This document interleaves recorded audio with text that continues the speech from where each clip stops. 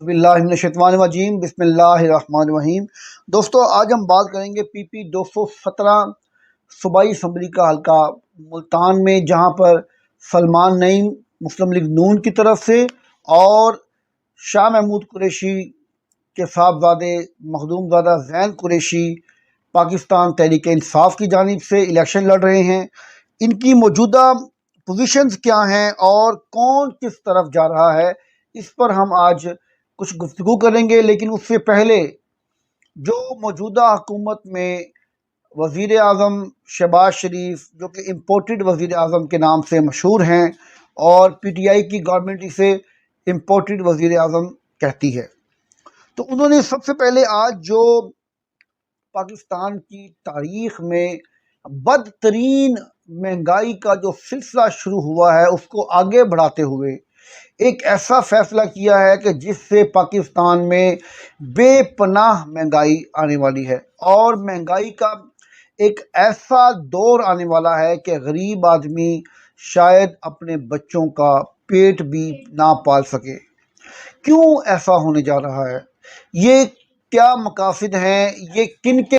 تو یہاں پر ان کے مقاصد کیا ہیں؟ یہ امریکی سازش کے تحت، جس کی مدد پاکستان میں میر جعفر اور میر صادق، جو کہ ٹیپو سلطان کے ساتھ بھی موجود تھے، میر صادق اور میر جعفر، انہوں نے غیر ملکی یا یوں کہہ لیں کہ مخالفین یا دشمنوں کے ساتھ ساز باز ہو کر ان کے ساتھ غداری کی اور ان کے شکست کی وجہ بنے۔ تو آج پاکستان میں موجودہ حکومت، جو کہ امریکی انفلوئنس سے، امریکی کانسپریسی سے اپنے اس وقت دور کو اس طرح سے انجوائے کر رہی ہے کہ غریب آدمی مر رہا ہے اور یہ اپنے حکومت کے مزے لے رہے ہیں، اور عوام سے انہیں کوئی سروکار نہیں ہے۔ اور ان کے پاس پاکستان کی معیشت کو کھڑا کرنے کے لیے جو طریقے ہیں، ان میں سوائے مہنگائی کے اور کوئی دوسرا طریقہ نہیں ہے۔ کبھی پیٹرول کی قیمتوں میں اضافہ، کبھی سوئی گیس کی قیمتوں میں اضافہ، تو کبھی بجلی کے یونٹس کی قیمتوں میں اضافہ، اشیاء خورد و نوش کی قیمتوں میں اضافہ، اگر گھی کی بات کریں یا کوکنگ آئل کی بات کریں، چینی کی بات کریں، یا کسی بھی چیز جس کا تعلق گھر کے کچن سے ہے، اس میں بے پناہ اضافہ، قیمتوں میں ایسا اضافہ کہ جو کبھی پہلے نہ سنا تھا نہ کبھی دیکھا تھا۔ کیا ہونے جا رہا ہے؟ 10% سپر ٹیکس کے نام سے نیا ٹیکس نافذ کیا جا رہا ہے، جو کہ جون کے ہی مہینے میں بجٹ کے بعد نیا منی بجٹ، ایسا بجٹ جو کہ کبھی سنا تھا نہ کبھی دیکھا تھا۔ اس سے کیا ہونے والا ہے کہ سیمنٹ، چینی، تیل، gas, LNG، textile, banking, automobile, cigarette, steel, chemical, مشروبات، بوتلیں بنانے والی جو کمپنیز ہیں جن میں مشروبات استعمال ہوتے ہیں، ان میں 10% تک ٹیکس لگا دیا گیا ہے، جس کا نام ہے سپر ٹیکس۔ اور اس کے علاوہ جن کی آمدن 15 کروڑ سے زائد ہے، ان پہ نیا ٹیکس لگا دیا گیا ہے 1%، اور جس کی 20 کروڑ سے زیادہ آمدنی ہے اس پہ 2%، جس کی 25 کروڑ سے زیادہ آمدن ہے اس پہ 3%، جس کی 30 کروڑ سے زیادہ آمدن ہے اس پہ 4% سپر ٹیکس لگا دیا گیا ہے۔ اور یہ ایسا ٹیکس ہے جو ڈائریکٹ غریب آدمی پر اثر انداز ہوگا۔ انڈسٹری بند ہونے جا رہی ہے، کاروباری لوگ، صنعت کار فوری طور پر اس پر ایکشن لینے کے لیے تیار ہیں، کیونکہ تمام ٹیکسیز ملا کر یہ سپر ٹیکس ملانے کے بعد تقریباً 40% تک ٹیکس نافذ العمل ہونے والا ہے۔ اس کے بعد پاکستان کی غریب عوام کا کیا بنے گا، اس سے کوئی سروکار نہیں موجودہ حکومت کو۔ شہباز شریف، جو کہ پاکستان کی تاریخ کے بدترین وزیر اعظم ثابت ہوئے ہیں، ان سے زیادہ گھٹیا، ان سے زیادہ نکما، ان سے زیادہ فضول اور پاکستان میں غریب کش وزیر اعظم آج سے پہلے کبھی نہ آیا۔ نہ کبھی آئے گا۔ ان کا ساتھ دے رہے ہیں آصف علی زرداری، MQM، اور اس کے علاوہ مولانا فضل الرحمان اور دیگر چھوٹی جماعتیں ان کا ساتھ دے رہی ہیں، اور پاکستان کی عوام کو 2 وقت کی روٹی چھیننے میں اپنا کردار ادا کر رہی ہیں۔ یہ کیا مقاصد ہیں، ان کا کیا مقصد ہے، سمجھ سے باہر ہے۔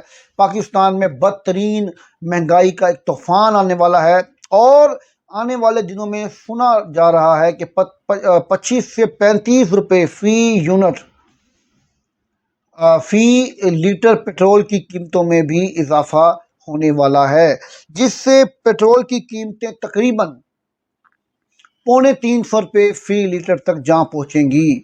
جب 350 روپے فی لیٹر پیٹرول ہوگا تو مجھے بتائیں کہ غریب آدمی جو ایک دن میں 700 روپے کماتا ہے، وہ کس طرح سے اپنے غریب بچوں کا پیٹ پالے گا، کس طرح سے وہ بجلی کے بل بھرے گا، کس طرح سے وہ اپنا زندگی کو بسر کرنے کا کوئی بھی سلسلہ ہے وہ جاری رکھ سکے گا۔ یہ کارکردگی ہے موجودہ حکومت کی، اور سلمان نعیم موجودہ حکومت کے نشان PDM کے نشان جو کہ لوٹا ہونا چاہیے تھا، لیکن انہوں نے اس کا نشان شیر رکھا، جو کہ گیدڑ کی طرح اس ملک کو نوچ رہا ہے، اس غریب عوام کو نوچ رہا ہے۔ شیر کے نشان پر الیکشن لڑ رہے ہیں، اور آپ کو یہ میں بات بتا دوں کہ غریب کبھی ان کو ووٹ نہیں دے گا۔ اگر آج بھی غریب اس شخص کو PTI کے خلاف ووٹ دیتا ہے تو پھر غریب کو کوئی حق نہیں ہے کہ وہ اپنے آپ کو غریب کہے اور وہ اپنی غربت کا ماتم منائے۔ اللہ تعالیٰ نے ہمیشہ انسان کو ایک موقع ضرور دیا ہے کہ جب وہ فیصلہ کرتا ہے کہ اس نے کیا کرنا ہے، آیا کہ اس نے رونا پیٹنا ہے یا اس نے فیصلہ کرنا ہے، اپنے حق کے لیے آواز بلند کرنی ہے، یا اس نے ساری زندگی اپنے آپ کو غریب ہونے کے تانے دینے ہیں اور اپنے بچوں کو بازاروں میں لا کر فروخت کرنے کے ڈرامے کرنے ہیں۔ اگر آپ کے پاس اختیار آتا ہے تو کیا آپ اپنا اختیار صحیح معنوں میں استعمال کرتے ہیں؟ یہ فیصلہ اب آپ نے کرنا ہے۔ سلمان نعیم نے کچھ PTI کے لوگوں کو شامل کیا ورگلا کر، لیکن وہ چند ہی دنوں کے بعد واپس عمران خان کے نعرے پر واپس آئے، اور انہوں نے پاکستان تحریک انصاف کے امیدوار زین قریشی کو دوبارہ سپورٹ کرنے کا اعلان کیا۔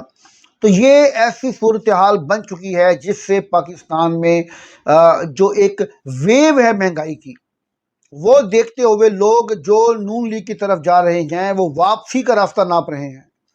وہ سلمان نعیم کو چھوڑ کر دوبارہ زین قریشی کی حمایت کا اعلان کر رہے ہیں۔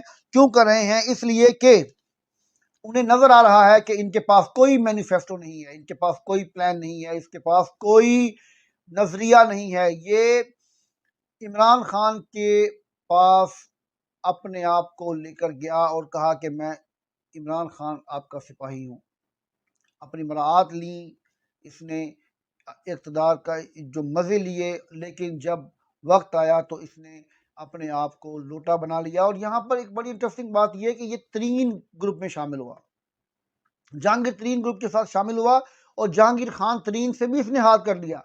پہلے شاہ محمود قریشی سے ہاتھ کیا، پھر بعد میں جہانگیر خان ترین سے ہاتھ کیا۔ وہ کیا کیا کہ جہانگیر ترین خان گروپ ابھی فیصلہ نہیں کر پا رہا تھا، موصوف سلمان نعیم پہلے سے ہی حمزہ شہباز کے ساتھ اپنی پینگے بڑھانا شروع کر دیا انہوں نے، اور ان کے ساتھ وعدے وحید کرنے شروع کر دیے، اور ان کے قریب ہونے کی جو ہے وہ انہوں نے کوشش کی اور قریب ہوتے گئے۔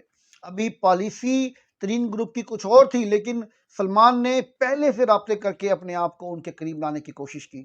خیر، ان کی سیاست تھی، جو یہ چاہیں کریں۔